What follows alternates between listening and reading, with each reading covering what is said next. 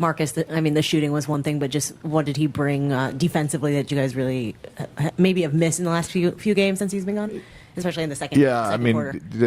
I think he came in with a lot of energy, couple, sort of rush possessions offensively, but in terms of the try and care factor defensively, definitely had it, and then was able to make some shots in the second half.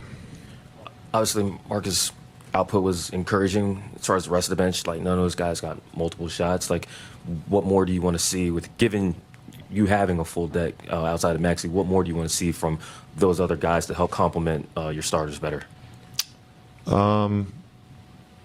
Yeah, Jake played 8 minutes. Gabe got one shot. We've had a couple of these games, Rui included, tonight getting 4 shots.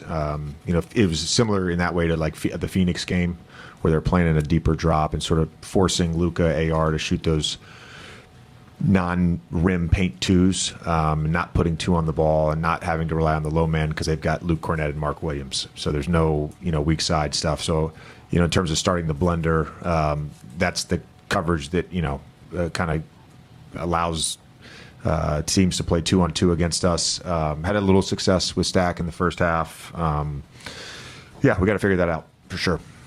JJ, it seemed like through the first 3 quarters, nothing was really coming easy for Austin. What did you see from him tonight in terms of how he's trying to manufacture things? I think being able to contain the basketball is probably the most difficult thing for our team right now.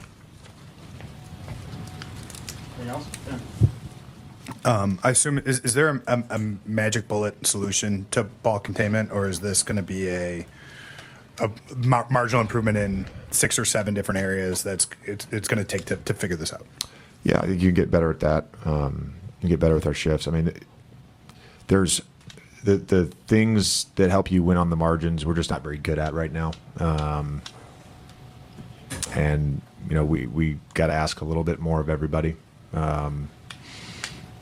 We don't crash. We can't force a lot of turnovers.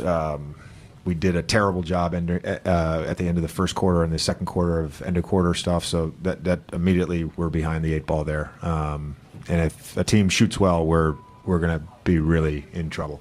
Before the game, we talked about just sort of the nature of like overreaction and stuff like that. When you guys have had losses, like it has felt like a lot of the weaknesses are like really highlighted. Is that how you felt as you kind of like, like, this is everything that's wrong with us and it kind of shows up? Yeah, but teams have, there's, very few teams don't have something that you can expose. And, we've consistently got exposed at the same things.